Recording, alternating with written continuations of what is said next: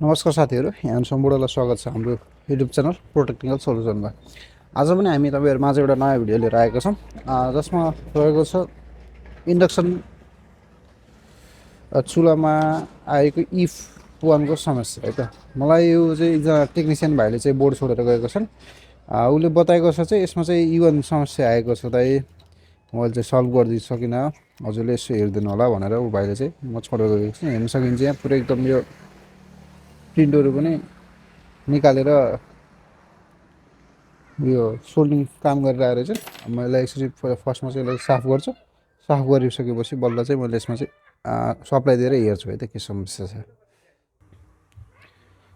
कृपया हाम्रो च्यानलमा नयाँ हुनुहुन्छ भने तपाईहरु चाहिँ हाम्रो च्यानललाई चाहिँ सब्स्क्राइब गरिदिनु होला र यस भिडियोलाई लाइक, शेयर र कमेन्ट के जिज्ञासा छ भने कमेन्ट मार्फत चाहिँ तपाईहरु चाहिँ सोध्न सक्नुहुनेछ है त।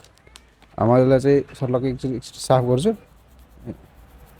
ब्ल्याक स्पटहरु है मजाले।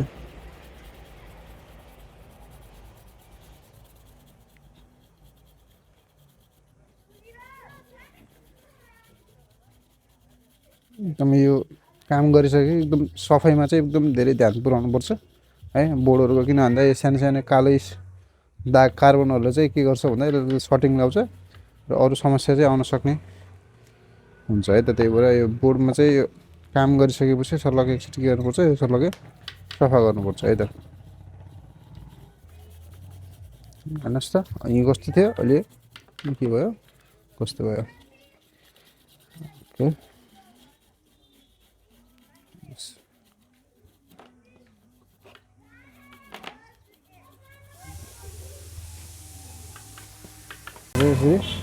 सफा गरिसकेपछि अब हामीले चाहिँ यसमा चाहिँ सप्लाई भोल्टेज दिएर हेर्छु। एक्चुअली यहाँ पनि थोरै प्रिन्ट उठेको रहेछ। यसलाई पहिला फर्स्टमा म जोडिदिन्छु है त। यसलाई जोड्छु, प्रिन्टलाई यो पहिला यो प्रिन्टलाई जोडेर अनि बल्ल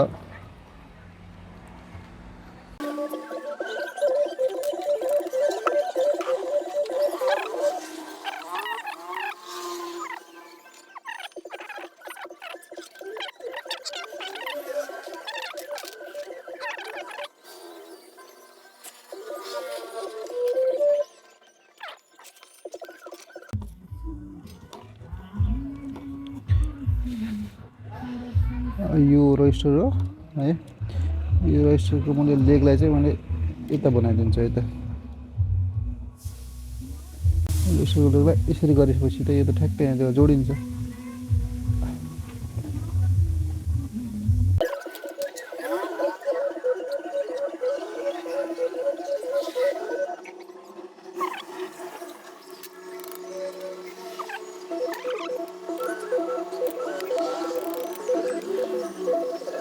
सोल्डिङको एउटा पनि हाम्रो डट चाहिँ नछोडौँ है सकेसम्म। यो प्रिन्टहरुमा चाहिँ इलेक्ट्रोनिक्स नै सानो सानो कुराले चाहिँ पछि चाहिँ गरे दुःख दिन्छ।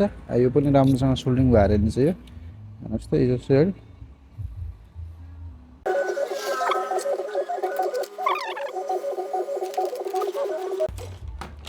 यसलाई चाहिँ सप्लाई दिएर हेर्छु है त के छ यसमा समस्या।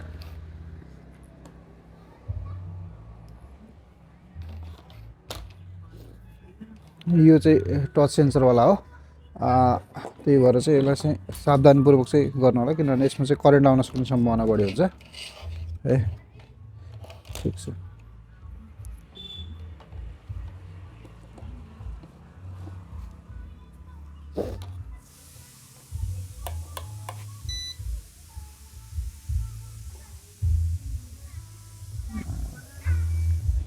यसलाई चाहिँ थोरै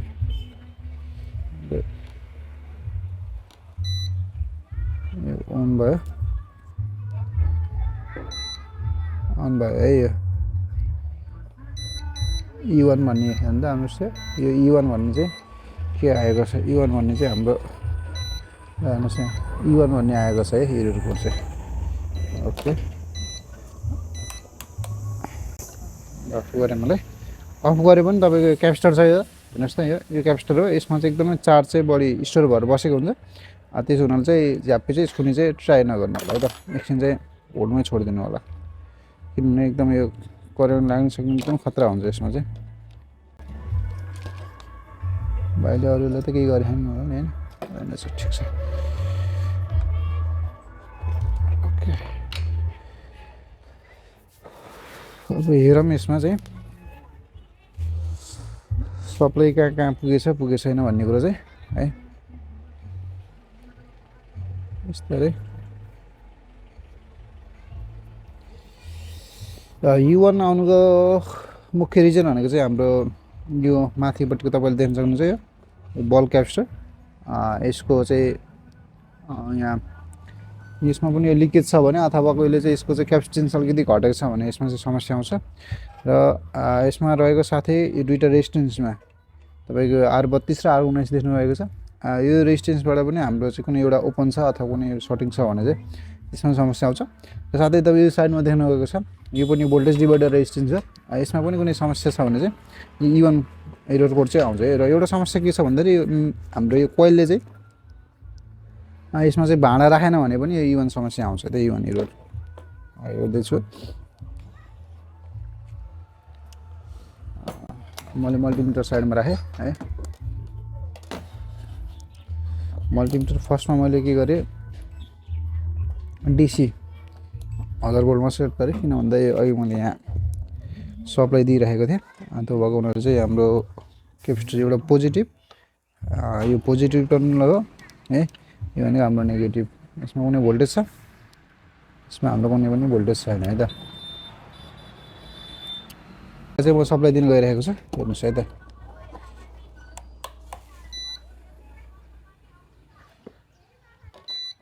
अन गयो, अनमा गइसकेपछि हाम्रो यो तपाईँको यो पोजिटिभ नेगेटिभ हेर्नुहोस् त भोल्टेज आयो 298 भोल्टेज आयो है। अब हामीले चाहिँ नेगेटिभ टर्मलाई नेगेटिभ प्रोबलाई चाहिँ एक ठाउँमै राखेर है अब हामीले चेक गर्छौँ। यो हाम्रो नेगेटिभ हो, यो पोजिटिभ साइड हो, देख्न सक्नुहुन्छ 295 आयो भोल्टेज। अब त्यसपछि हाम्रो यसमा चाहिँ हेर्नुहोस् त यहाँ 298 आएको छ, यसमा हेरौँ यहाँ हेर्नुहोस्। अब यो पनि राम्रोसँग टच भएको छैन, यो प्रिन्ट हेर्नुहोस् भाइले चाहिँ मजाले उस गरेछन्। यसमा हेर्नुहोस् त यो उताबाट आउने चिज हो, यसमा केही छैन, यो राम्रोसँग आएको छैन। हेर्नुहोस् यो प्रिन्टमा पनि राम्रोसँग भोल्टेज आएको छैन। त्यस्तै गरी हाम्रो यो प्रिन्टमा हेरौँ त 149 भोल्टेज आएको छ। यतापट्टि हेरौँ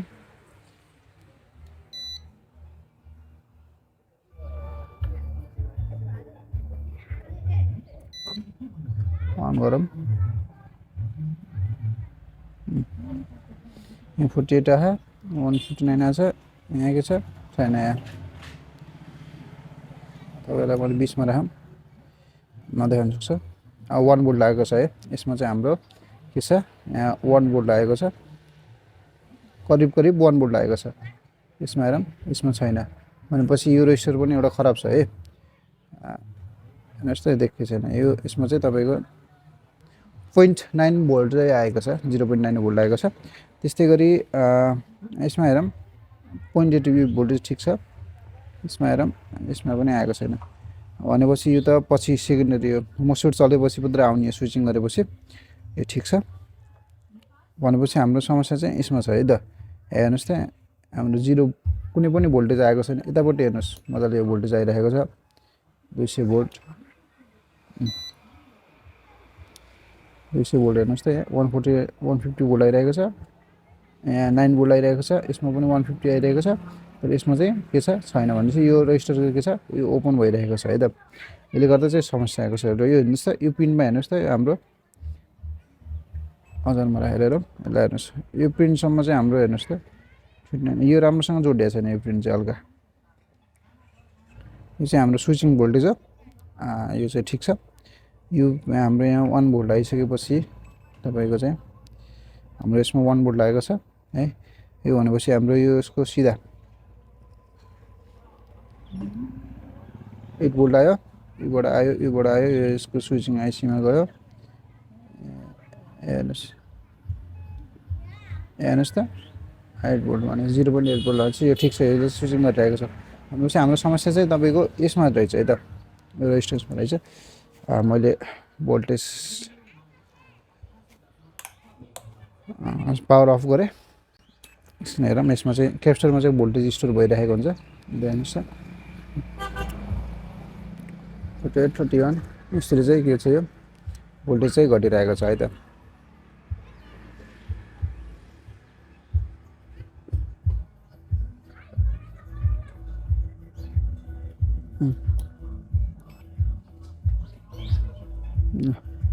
हेर्नुहोस् अब यहाँ भोल्टेज चाहिँ यसमा चाहिँ अलिकति सावधानीपूर्वक चाहिँ गर्नु होला, बढी खतरा हुन्छ। यो रेजिस्टर हेर्नुहोस् त, यो रेजिस्टर एउटा चाहिँ हाम्रो के छ, यसमा चाहिँ सप्लाई भोल्टेज चाहिँ राम्रोसँग आएको छैन है त।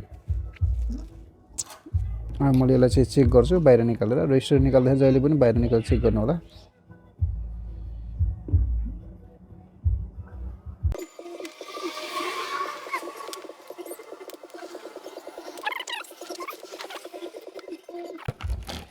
यसलाई चाहिँ हामी टेस्टिङ गरौँ है त। हेर्नुहोस् है, यो हाम्रो कतिको छ, 820 किलो ओम्सको छ है त। 820 किलो ओम्सको भयो भने चाहिँ हेर्न सक्नुहुन्छ, यहाँ 820 किलो ओम्स। तर जुम इन गर्दै मैले, हेर्नुहोस् त 820 किलो ओम्स छ है हाम्रो रेजिस्टर चाहिँ। यसलाई चाहिँ मैले चेक गर्नु चाहिँ हाम्रो 2000 मेगा ओम्समा राखेँ। ओके, 2 मेगा ओम्समा राखेँ मैले यसलाई चाहिँ। रेजिस्टर चेक गर्दा चाहिँ कहिले पनि हातले नछुनु होला, किन भन्दा हाम्रो हातको पनि मेगा ओम्स हुन्छ। हेर्नुहोस् त, अब हाम्रो पनि लगभग 820 किलो ओम्स चाहिँ हाम्रो पनि, हाम्रो शरीरको पनि छ है त। त्यो भएको हुनाले चाहिँ कहिले पनि हातले चाहिँ एउटा अथवा एउटा प्लेटलाई हेर्नुहोस्, यो के छ, यो ओपन छ हेर्नुहोस् त। यो कुनै पनि भ्यालु सो गरेछ छैन, हेर्नुहोस् यो रेजिस्टेन्स के छ, ओपन भएको छ। त्यस्तै गरी यसमा हेरौँ त, हेर्नुहोस् यो 846 0.847 मेगा ओम्स देखेको छ भनेपछि यो 847 किलो ओम्स हो रेजिस्टर है। भनेपछि यो रेजिस्टर चाहिँ हाम्रो के छ, खराब रहेको रहेछ है त। यसलाई मैले निकाल्छु र यसको ठाउँमा अर्को रेजिस्टर चाहिँ हाल्छु। त्यसपछि हामीले चाहिँ यसैले चाहिँ काम गर्न सुरु गर्छ है त।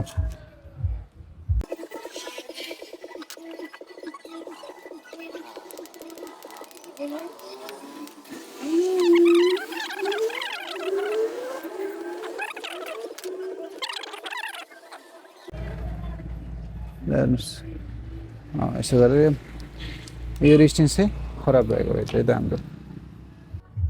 साथीहरू, मसँग 820 किलो ओम्सको रेजिस्टर थिएन, त्यही भएर चाहिँ मैले के गरेछु भन्दा यो हाम्रो चाहिँ तिनवटा रेजिस्टरलाई चाहिँ हामीले सिरिजमा राखेर, हेर्नुहोस् त तिनवटा रेजिस्टरलाई चाहिँ हामीले सिरिजमा राखेर चाहिँ ट्राई गर्नु भइरहेको छ है त।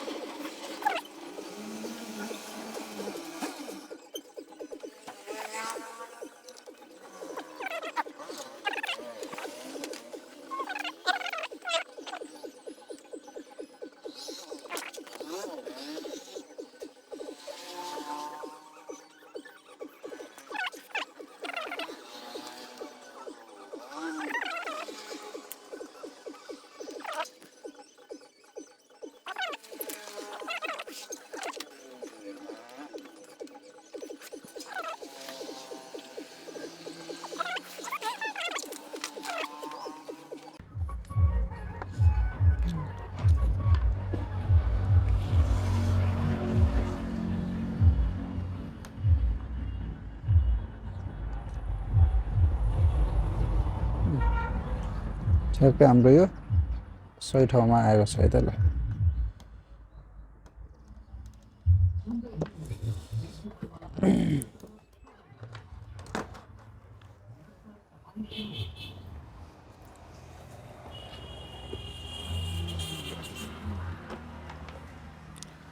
यसको यतापट्टि नै एउटा अलिकति यहाँ थोरै गडबड थियो, यसलाई पनि अलि मिलाऊँ है त पहिला। त्यसपछि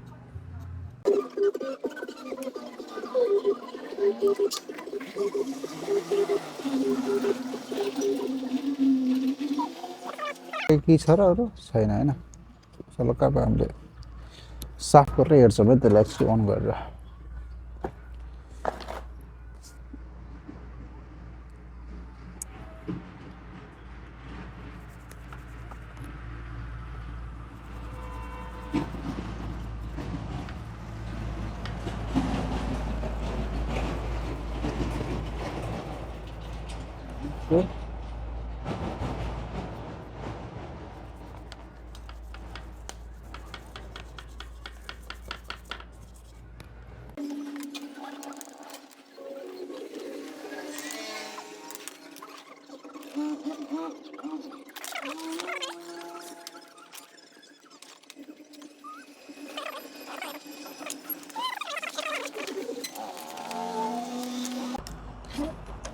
सबै धेरै हेर्छौँ है त त्यो चाहिँ कतिको हाम्रो प्रब्लम कतिको सल्भ भयो भएन भन्ने कुरा यता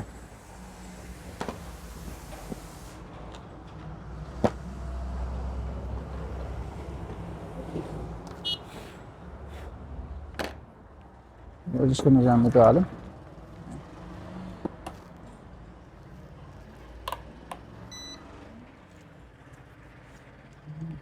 अन गरेँ अन गरेँ मैले यो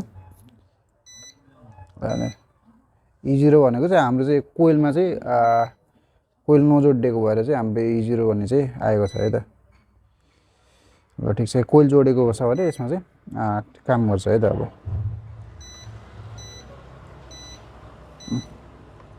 यसरी चाहिँ अब हाम्रो यदि दुईटा हामीले यहाँ कोइल जोड्यौँ भने यो पोइन्ट देख्नु भएको छ यसमा कोइल जोड्यौँ भने यो काम गर्छ है त ल आजको लागि यति नै कृपया हाम्रो च्यानलमा नयाँ हुनुहुन्छ भने हाम्रो च्यानललाई सब्सक्राइब गरिदिनु होला अब आउने दिनहरूमा म साथै यस्तै इलेक्ट्रिकल र इलेक्ट्रोनिक्स रिलेटेड भिडियोहरू लिएर आउने नै छु है हाम्रो चाहिँ साथ सपोर्ट चाहिँ दिनु होला है त हस् त धन्यवाद जय नेपाल।